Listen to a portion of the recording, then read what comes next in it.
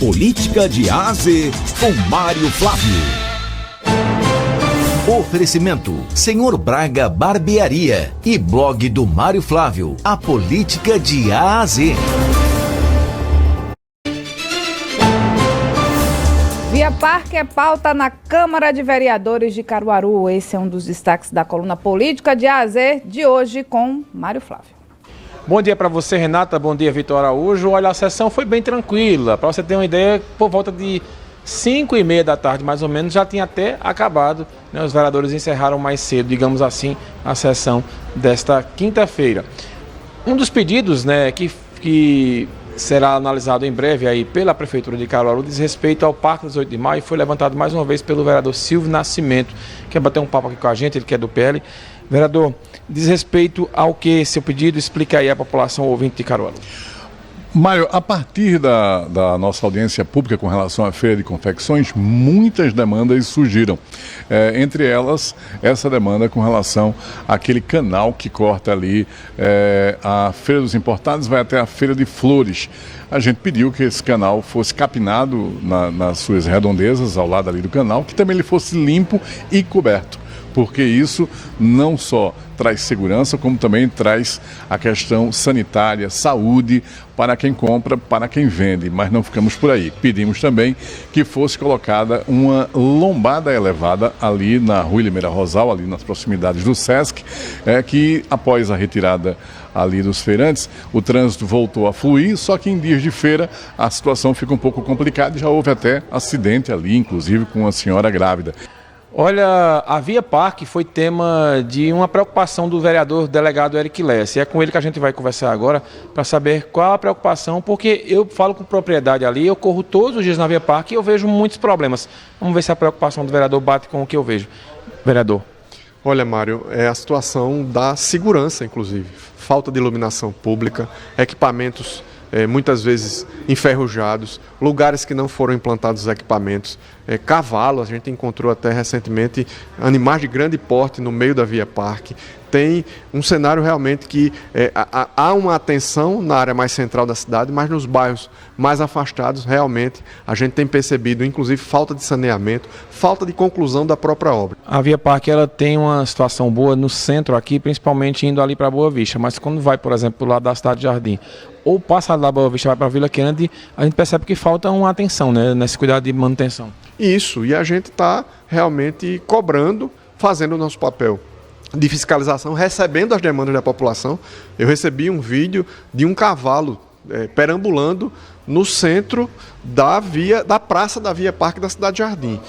No lado que vai para as rendeiras também tem uma condição muito ruim na questão do saneamento básico. As pessoas realmente demandam a conclusão dessa obra tão importante para a cidade, que liga a cidade toda, que traz a questão de saúde física, a área de lazer. Muita gente corre, você é um exemplo disso, que corre na Via Parque e percebe.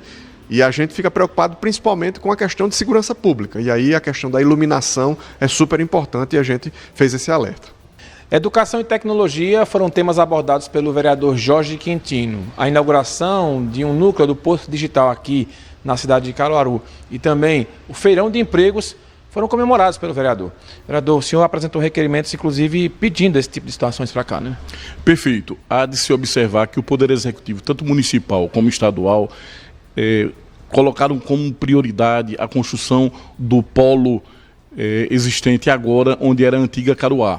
Esse polo tecnológico há de observar que será muito interessante para a cidade de Caruaru. E o que é que nós fizemos? Nós construímos requerimentos para fortalecer esse trabalho do Executivo Municipal e Estadual, a partir de uma ouvida popular das startups da cidade e colocando em prática essas ideias a partir de requerimentos e de anteprojetos que possam melhorar a possibilidade de produção de inovações tecnológicas a partir das startups existentes na cidade de Caruaru. Então esse Porto Digital, ele além de ter essa oportunidade também, vai gerar qualificação e mão de obra para essa área. Perfeito. E esta mão de obra é uma mão de obra qualificada, é uma mão de obra que vai dar muita possibilidade de emprego e renda, não só para os empregados, mas vai fazer com que circule mais riquezas em nossa cidade. Tá certo, muito obrigado ao vereador Jorge Quintino. Então, Vitor, Renata, um balanço aí dessa sessão da Câmara Municipal de Caruaru. Lembrando que foram apresentados requerimentos, indicações, mas foi uma sessão bem tranquila que acabou por volta de 5h30 da tarde, inclusive. Os vereadores voltam a se reunir na próxima terça-feira. E eu volto com vocês aí no estúdio. E a gente volta com o Mário Flávio aqui no estúdio. Voltei mesmo, viu? Bom dia, Mário Flávio. Bom dia, Mário. Bom dia, Renata, Vitor. Voltando aqui para bater um papo rapidinho com vocês, né? Porque eu já estive 2 momentos desse manhã na cidade, mas porque uma notícia hoje envolvendo a governadora Raquel Lira chamou a atenção do Brasil inteiro. Essa notícia foi publicada no Jornal do Comércio pelo colunista Romualdo de Souza. E o que diz o Romualdo? Que em conversas reservadas, o presidente do PSD, que é o partido da governadora, o Gilberto Kassab, teria dito que o melhor para o partido em 2026 seria compor a chapa com o presidente Lula e ter a vice na chapa. E a candidata a vice seria a governadora Raquel Lira. O partido já tem um pré-candidato à presidência, que é o governador do Rio Grande do Sul, Eduardo Leite. Segundo essas conversas, o Kassab iria convencer Eduardo Leite, como também o governador do Paraná, que seria o vice, o Ratinho Júnior, para que os dois disputassem o Senado Federal e então fosse viabilizado esse acordo para que Raquel fosse vice de Lula. Ô, Mário, será, hein? A gente já não tinha ouvido essa mesma história, mas o vice de Lula, que talvez Raquel e João Campos não se enfrentassem, porque o vice de Lula seria João Campos e Lula lançaria João Campos mais na frente a candidata à presidência. Na verdade, eu falei isso aqui semana passada, mas até o Toninho Rodrigues, que foi candidato a vice-prefeito, ele sempre escuta a gente aqui, inclusive mandando um abraço para ele mandou uma mensagem assim que terminou a nossa participação aqui. Ele disse: Mário, só para ajudar vocês no debate, João Campos não tem idade ainda para disputar a presidência ou a vice da República. O vice também não, é? Então aí por isso inviabilizaria essa possibilidade dele ser vice. Né? Até falei que Toninho aqui ia corrigir, a gente aproveita esse momento para dar essa informação. Então, Renata... Até para vice tem idade também, Tem idade também. Porque qualquer coisa ele assume, vice-presidente, né? O Senado também. São unidades aí que, se eu não me engano, parece que é 35 para presidente e vice. Vocês pesquisem aí enquanto eu comento aqui. Então, essa especulação, né, que o Romualdo de Souza, que é um experiente jornalista lá, né, do Jornal do Comércio, que trabalha em Brasília, ela acontece em um momento que, né, Renata, a polícia está em ebulição, a política, né? Está todo mundo discutindo, né, as possibilidades, as engenharias. Não é uma equação fácil de se fazer, né? Porque primeiro teria que convencer Raquel a desistir de ser candidata à reeleição. E a governadora e os seus aliados, eles estão com o sentimento que a governadora vem crescendo na avaliação. E você saindo, né, você perdendo um espaço desse de poder, você daria praticamente o governo a João Campos. Então não sei se a governadora ela iria. E sem falar, né, Renata e Vitor, que o presidente Lula passa por problemas de avaliação. Ontem ontem o professor Marco Aurélio, ele teve aqui... nosso presidente. Ele teve aqui com vocês batendo um papo e ele trouxe até uma pesquisa que foi divulgada ontem com uma aprovação baixa de 40%. Então, assim, para ele enfrentando um adversário de peso, né, poderia, Raquel, nessa hipótese acontecendo aí, Raquel sairia do governo, perderia o governo, e se Lula perder a eleição e ela com a vice, então ficava sem mandato. Então não sei se seria uma coisa muito fácil de convencer. E o próprio PSD é um partido altamente complicado, porque metade dele tem uma preferência por Lula, a outra metade tem uma preferência por Bolsonaro. Então fica uma história complicada de se administrar, até porque, por exemplo, se você pegar esses dois pré-candidatos aí que o Vitor citou, o governador do Paraná, Ratinho Júnior, é um bolsonarista, é um direitista, digamos assim. Não é aquele bolsonarista raiz, mas ele não vota no PT. E o Paraná, eu acho que é hoje, junto com Santa Catarina, os dois estados mais da direita que existem no Brasil. Então seria complicado alguém de lá estar no mesmo partido que vai compor com Lula. E o Eduardo Leite, essa semana, ele se lançou para candidato à presidência da República. Acho que foi antes de ontem, né, Vitor? Que ele fez uma fala numa coletiva e disse: eu sou candidato à presidência da República. Pré-candidato, aliás. Então, assim, não é uma coisa fácil, mas faz sentido diante não se pode menosprezar Gilberto Kassab. Gilberto Kassab, até no grupo, nosso amigo Perivaldo, botou agora, Gilberto Kassab está acabado politicamente, está morto. como é que está morto politicamente se o PSD hoje é o partido que mais cresceu no Brasil? Só em Pernambuco o partido tem mais de 60 prefeitos. No Paraná tem uma centena de prefeitos. Em São Paulo nem se fala. Então os movimentos que são feitos pelo PSD, hoje o Gilberto Kassab é um dos homens mais fortes, mais influentes da política brasileira.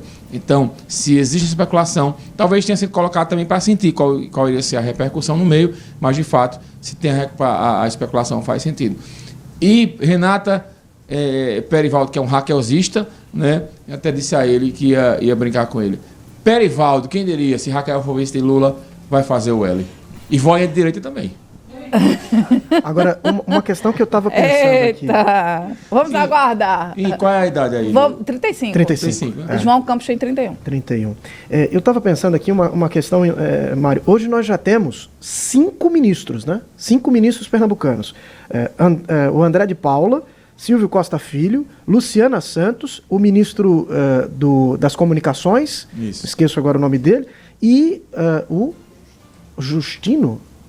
Vamos conferir o nome do ministro das Comunicações e o Volney. Então são 5 ministros pernambucanos. 6. O presidente... 6. Tem mais um. Tem José Múcio Monteiro também. Tem José Múcio, então são 6. Frederico Siqueira. Então são 6 ministros pernambucanos. O presidente da República é pernambucano. E se tivéssemos essa chapa Lula-Raquel, teríamos uma chapa de pernambucanos. O Pernambuco já teve 2 vice-presidentes. Essa chapa aí, se concretizasse, Vitor, teria a maior votação da história de Pernambuco. Porque Lula é muito querido aqui no estado, nem se discute, e Raquel também. Então seria, aqui no estado, eu acho que quase um WO a eleição. Isso. Que eu me lembre, nós tivemos aqui, numa busca rápida aqui na memória, 2 vice-presidentes, né? O mais recente, que é o Marco Maciel, e o mais antigo, que é o Francisco de Assis Rosa e Silva. Então teríamos um terceiro, ou terceira no caso, se Raquel aceitar esse posto. Agora, eles sempre buscam, né, Vitor, esse balanceamento aí, né? Fernando Henrique trouxe Marco Maciel para ser vice dele recentemente, e Bolsonaro disse numa entrevista que estava namorando alguém do Nordeste para ser vice dele, né, se ele for candidato. Então eles sempre buscam essa chapa aí balancear.